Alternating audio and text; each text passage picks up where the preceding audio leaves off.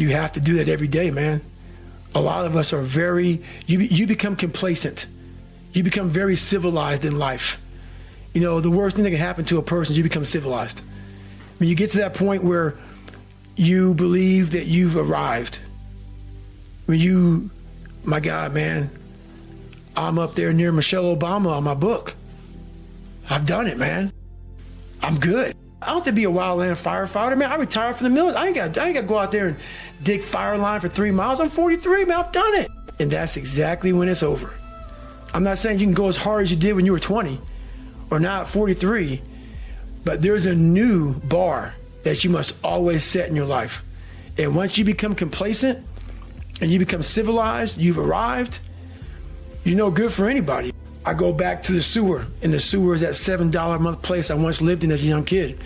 So even though mentally, and I always talk about it, I'm always paying rent in that $7 a month place where I grew up, in that nasty little place I grew up in. I remember it. I remember like it was yesterday, and I'm glad I do. I never want to forget the dungeon of where I come from. Even though it's real spooky and it's scary and there's no lights on in there and there's cobwebs and some creepy motherfuckers in there, some demons, all those motherfuckers in there made me Goggins, made me who I am today. That's where the strength came from. You got to go back to the beginning, to the fundamentals of life.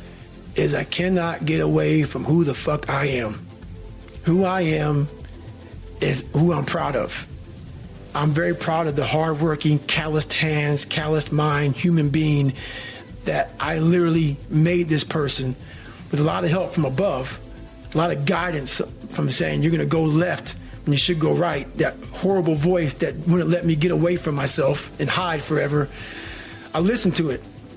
And the only way you can set the example is you have to always be willing to work. I don't follow people who talk about what they used to do in life. I don't give a fuck what you used to do. I don't care that, you used to be the best mother. I don't care. What are you doing today? You may not be that person now, but what are you still doing to try to excel in life? And a lot of people now are talking. I hear so much talk.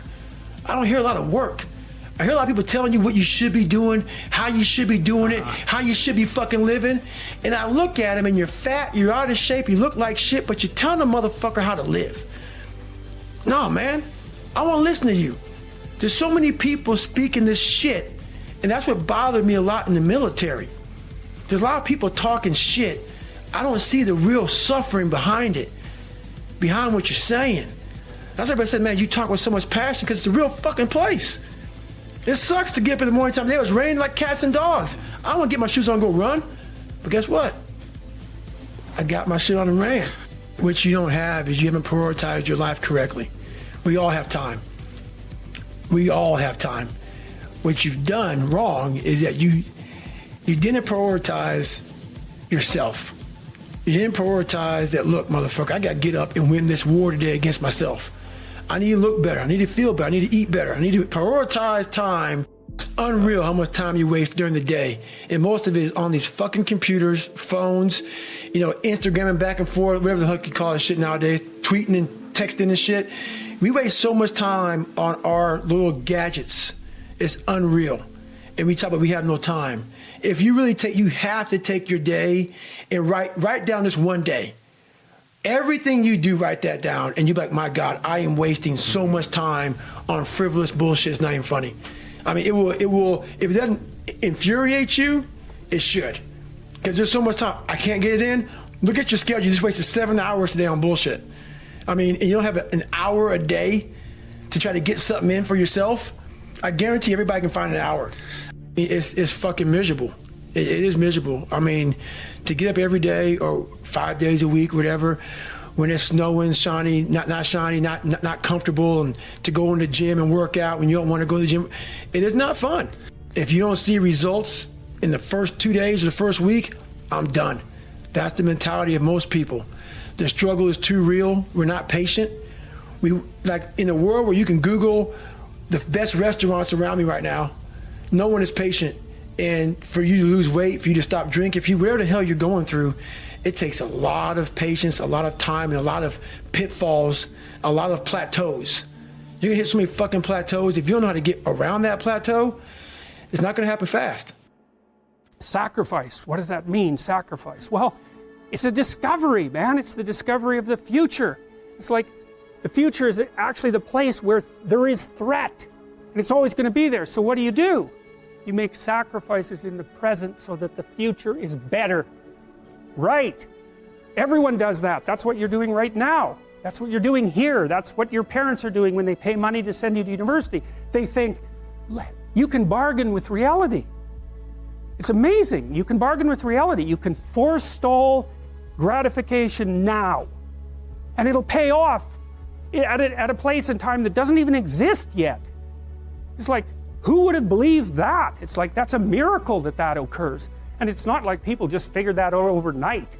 You know, we were chimps, for Christ's sake. Like, how are we going to come up with an idea like that? Well, it's like, well, we thought about it for 7 million years. And, you know, we got to the point where we could kind of act it out. But we didn't know what we were doing. But it emerged as like a dream. So the terror of the future is a dream. And the solution to the dream of the terror of the future is another dream. And it comes out in mythology and in fantasy and in drama, where you act out the sacrifice. And then it's a step on the way to full understanding. So we can say sacrifice now instead of doing it, you know, although we still do it. It's just not concretized like it used to be.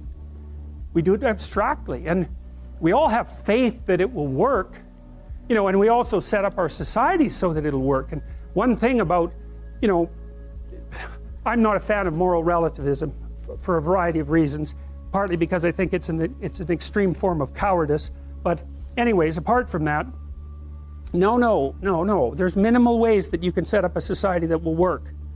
And so one of them is that the society has to be set up so that your sacrifices will pay off, or you won't work, and then the society will die. And so it has to make promises. People have to make promises to one another. And that's what money is. Money is a promise that your sacrifice will pay off in the future. That's what money is. And so if the society is stable, you can store up your work right now. You can sacrifice your impulses, and you can work, and you can store up credit for the future. And then you can make the future a better place. But society has to be stable enough to allow for that. Hyperinflation will do you in. So the promise that's implicit in the currency is the promise that what you're doing now will pay off in the future. And if people don't have that promise, then, well, we know what they do. Because in gangs, for example, in, say, gangs in North America, the time horizon of the gang members shrinks rapidly because they don't really expect to be alive much past 21.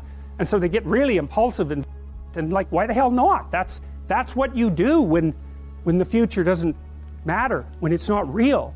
You default back to living in the moment, and you take what you can get right now. And no wonder, because you don't know if you're going to be around in a year.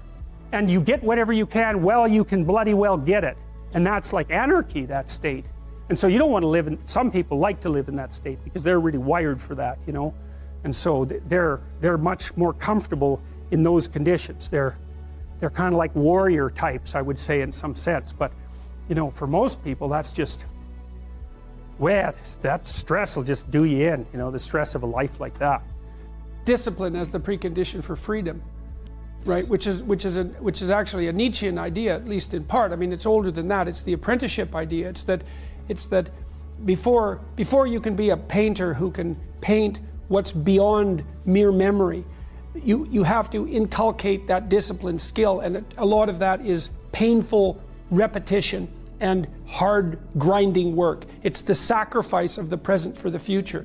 But once you manage that, then things open up. And virtually everything you learn of value is like that's very, very, very difficult to learn to write. And there's arbitrary rules that you have to follow and bind yourself to. And while you're learning those rules, the probability that you have any creative freedom to speak of or any facility with the rules is very low. You're a rank beginner. And even to some degree, whatever creativity you have is going to have to be stifled while you're passing through that keyhole. But if you pass through it, then something massive opens up on the other side. That's why we have disciplines, right? I mean, the words aren't there by accident. You have to narrow yourself first, and then you can broaden outward.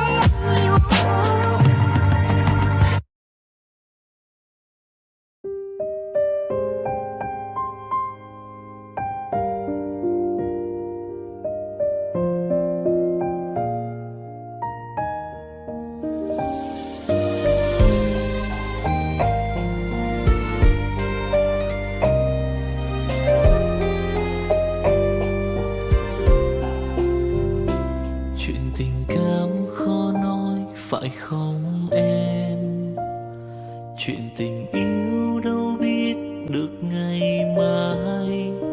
Rồi hôm nay em bên ai, nhìn em khóc trên vai.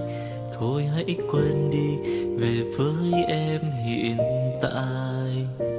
Anh còn nhớ về ngày ta còn đắm say. Anh vẫn nhớ về người bên anh khi ấy. Em đã quên rồi câu hứa yêu trọn đời. Em bỏ anh rồi, em vui tình nhân mới. Cuộc tình này đã khác rồi, mình kết thúc em ơi. Chuyện tình này đã chết rồi, còn tiếc chi em ơi. Một lần em gian dối rồi, còn cố yêu không vui. Một lần em đã phản bội, làm vết thương chưa nguôi. Thì anh vẫn sẽ mỉm cười, người khác làm em vui. Còn anh xin kết thúc và giữ chút đau thương thôi. Ở nơi xa luôn nhớ về một mối duyên tình phai. Đường em đi nay khác rồi, còn mỗi anh đơn côi. Đường em đi nay đã khác rồi, còn riêng anh mãi đứng đơn côi.